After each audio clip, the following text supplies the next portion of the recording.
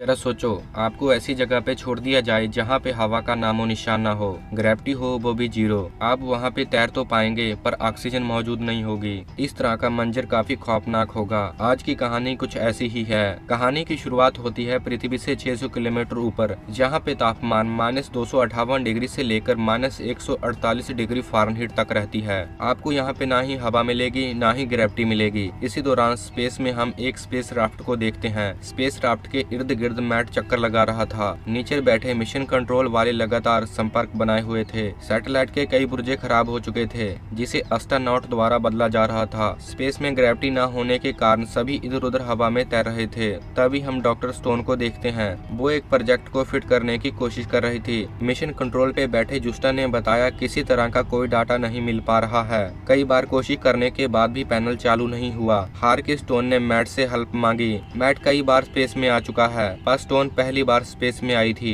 दोनों मिलके पैनल को फिट करने की कोशिश करने लगे। सैटेलाइट में लगे हुए बोल्ट भी खोल लिए। ये सभी एस्ट्रोनॉट नासा के लिए काम कर रहे हैं। डॉक्टर स्टोन 6 महीने की सख्त ट्रेनिंग के बाद आज पहली बार स्पेस में आई है। इस नए सेटिंग के द्वारा यूनिवर्स को देखा जा सकता है। ये खास करके हॉस्पिटल के लिए काम करेगी। सभी एस्ट्रोनॉट को आसमान में काम करना अच्छा लग रहा था। आसपास कोई नहीं था। किसी तरह की कोई आहट तक सुनाई नहीं दे रही थी। अंदर लगा पैनल पूरी तरह खराब हो चुका था, जिसे बदल के दोबारा लगाना होगा। स्टोन ने नया पैनल लगाना शुरू कर दिया। नीचे बैठे जोस्टा ने बताया जल्द से जल्द मिशन को बंद कर दिया जाए। जो काम जहां तक हुआ है वहां ही छोड़ के पृथ्वी की ऑर्बिट में वापस आने को कहा। मैट ने मिशन को बंद करने का कारण पूछा। जोस्टा ने बताया कि एक सैटेलाइट जो रॉकेट से टकरा गया है, जिसके कारण सैटेलाइट का मलबा पूरी स्पेस में फैल गया है। फैला हुआ मलबा गोली की रफ्तार से इनकी ओर आ रहा है। सभी जल्द से जल्द काम बंद करने लगे। इसी दौरान काफी तेज से फैला हुआ मलबा स्पेस राफ्ट और सैटेलाइट से टकरा गया। देखते ही देखते सारा मलबा वहां तक पहुंच चुका था।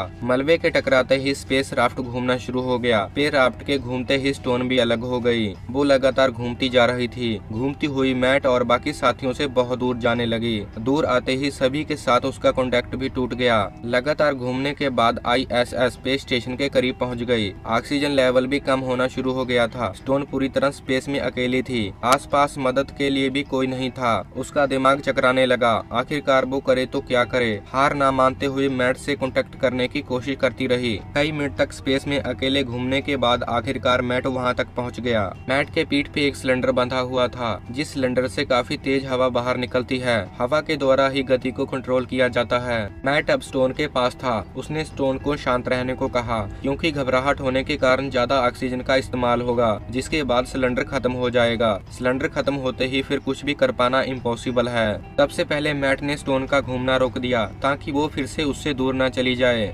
इसके बाद उसने उसे हुक से अपने साथ बांध लिया। मैट स्टोन को लेके स्पेस राफ्ट पे आने लगा। काफी देर तक दूरी तय करने के बाद उन्हें एक आदमी मिला। वो इनका ही साथी था, जिसकी मौत हो चुकी थी। आखिरकार मैट स्टोन स्पेस राफ्ट पे आ पहुँचे। अंदर का नजारा काफी भयानक था। सभी एस्ट्रोनॉट की मौत हो चुकी थी। जिंदा थे तो मैट और स्टोन। दोनों ने स्पेस स्टेशन पे जाने का प्लान बनाया, ताकि वो किसी तरह भी पृथ्वी पे जा सकें। स्टोन का ऑक्सीजन लेवल भी 2% ही रह चुका था। हौसला देने के लिए मैट ने स्टोन से बात करनी शुरू कर दी। उसने स्टोन से पूछा कि सबसे ज्यादा उसे क्या पसंद है। स्टोन ने बताया उसे रेडियो सुनना सबसे ज्यादा पसंद है। अब वो अपने जीवन के बारे में बताने लगी। स्टोन का उसके पति के साथ तलाक हो चुका है। उसके पास 4 साल की बेटी थी।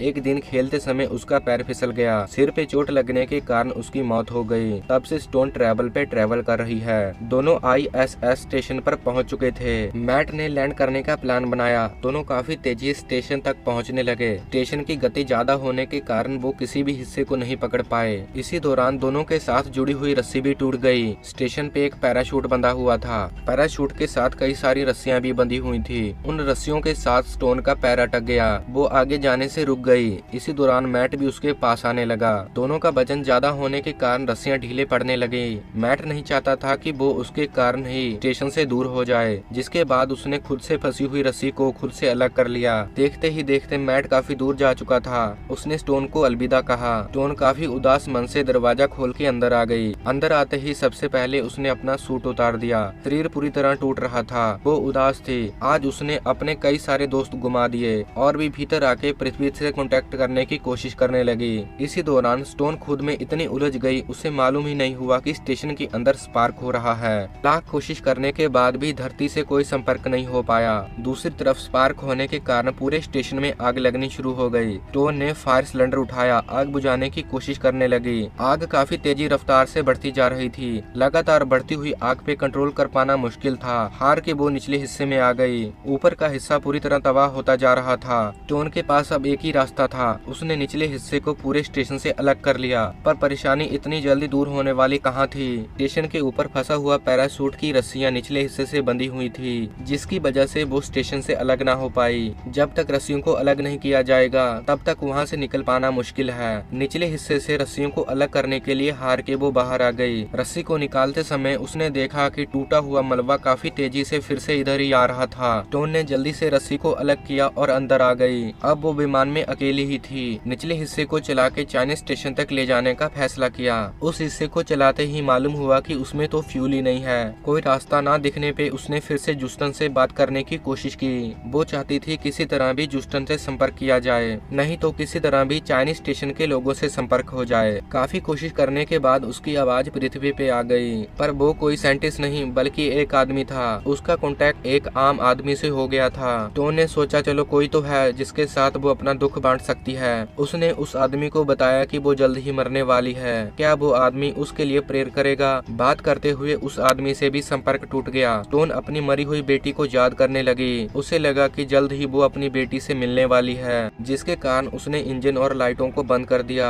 मरने के लिए तैयार होके सोने लगी। मरने की चाह में अब उसे किसी की भी जरूरत नहीं थी। कुछ समय बीता ही था कि तभी उसे एक आदमी बाहर खड़ा दिखाई दिया। वो कोई और नहीं मैट था। कई समय तक सफर तय करने के बाद आखिरकार वो स्टोन के पास आ गया। उसने कहा कि वो इतनी जल्द हार कैसे मान सकती है। लाइट को बंद करके सोने का कोई फायदा नहीं। अगर वो उड़ान नहीं भर सकती तो क्या हुआ, लैंडिंग तो कर सकती है। उसे चाइना स्टेशन पे जाके लैंड करना चाहिए। मत ना हारते हुए जीने की आस रखनी चाहिए। पृथ्वी पे जाके वो अपनी कहानी सुना सकती है, जो हमेशा के लिए अमर हो जाएगी। अगर सच्चे दिल से कोशिश की जाए तो कभी हार नहीं होती। स्टोन की आंखें खुली। वो सपना देख रही थी। मैट तो मर चुका था, वो भला वहाँ पे कैसे आता। इंजन तो अभी भी बीप कर रहा था, लाइटें भी बंद पड़ी थी। सपने ने स्टोन को हौसला दिया। उसमें जिंदा रहने की आस पैदा हो गई। किसी तरह भी लैंडिंग करके चाइनीज स्टेशन तक पहुंचना था। लैंडिंग के तरीके ढूंढने लगी। रखी हुई किताब को भी पढ़ना शुरू कर दिया। लिखे अनुसार विमान के और भी हिस्से अलग कर दिए। काफी मेहनत के बाद आखिरकार स्टोन चाइनीज स्टेशन के करीब पहुंचने लगी। चाइनीज स्टेशन के पास पहुंचते ही उसने एक सिलेंडर लिया और वहां से बाहर आ गई। खुद को संभालने के लिए हवा का दबाव बनाती रही, ताकि बार बार घूमती हुई चाइनीज स्टेशन से दूर न चली जाए। कुछ समय तक कोशिश करने के बाद आखिरकार स्टेशन तक पहुंच गई। अब बस उसे गेट खोल के अंदर जाना था। काफी ज्यादा मुश्किल के बाद आखिरकार अंदर आने में कामयाब हो गई। इसके बाद गेट को बंद करके इंजन के हिस्से में जाने लगी। इस स्टेशन से धरती पे जाना आसान नहीं था, क्योंकि कंप्यूटर पे लिखी हुई भाषा चाइनीज में थी। फिर भी स्टोन ने मन मर्जी करते हुए बटन दबाना शुरू कर दिया। अब स्टेशन का वो हिस्सा पृथ्वी की ओर काफी तेजी से आने लगा। ये रफ्तार इतनी ज्यादा थी कि पूरे विमान में आग लगने लगी। स्टोन जूस्टन से कांटेक्ट करने की लगातार कोशिश करती रही। उस समय उधर से किसी तरह की आवाज नहीं आ रही थी। स्टेशन लगातार पृथ्वी की ग्रेविटी में पहुंचता जा रहा था। ग्रेविटी के अंदर आते ही स्टेशन के कई पार्ट अलग होने शुरू हो गए। ये पार्ट आग में पूरी तरह झुलस रहे थे। आप सभी को बता दिया जाए, जब भी कोई चीज धरती के करीब आती है, हवा के दबाव के कारण उसमें आग लग जाती है। विमान पूरी तरह आग में बदल के पृथ्वी पे आने लगा। अंदरले हिस्से में भी गर्मी लगातार बढ़ती जा रही थी। टोन ने अपने इस विमान को बाकी हिस्से से भी अलग कर लिया, क्योंकि वो हिस्सा बहुत ही मजबूत लोहे का बना होता है। इसमें इतनी क्षमता होती है कि काफी तेज गर्मी को भी सहन कर ले। विमान धरती के बहुत करीब आ चुका था। अंदर लगा हुआ पैराशूट भी खुल गया। पैराशूट के खुलते ही विमान धीरे धीरे पृथ्वी पे आने लगा। टोन बादलों से होती हुई आखिरकार पृथ्वी पे आ गई। वो पानी में लैंड हुई थी। अंदर की गर्मी पानी के करीब आते ही धुएं में बदल गई, जिसके कारण अंदर काफी ज्यादा धुआं बढ़ने लगा। टोन ने दरवाजा खोला और बाहर आने की कोशिश करने लगी। दरवाजा खोलते ही पानी अंदर जाना शुरू हो गया। पानी की रफ्तार इतनी ज्यादा थी कि स्टोन बाहर ही नहीं निकल पाई। पानी लगातार भरने के कारण विमान पानी में डूबने लगा। कुछ ही समय में पूरा विमान पानी में डूब चुका था। स्टोन भी पानी के निचले हिस्से में जा पहुंची। धरती पे आके अब वो हार मानने वाली कहाँ थी। वो जल्द से जल्द विमान से बाहर निकली। बाहर आते ही ऊपर की ओर तैरने लगी। सूट का वजन ज्यादा होने के कारण उसने सूट भी उतार दिया। कुछ समय तक कोशिश करने के बाद आखिरकार वो ऊपरली सतह पे आ गई। वो ही अकेली थी जो स्पेस से वापस जिंदा आ सकी। शरीर को ढीला छोड़ के उल्टा तैरती हुई किनारे की ओर आने लगी। कुछ ही मिनटों में वो किनारे पे थी। मिट्टी को देख के उसे सुकून महसूस हुआ। ये धरती और खुला आसमान बहुत अच्छा लग रहा था। धीरे धीरे चलती हुई घर को जाना शुरू कर दिया। इसी दौरान ये मूवी भी यहाँ पर ही समाप्त हो गई।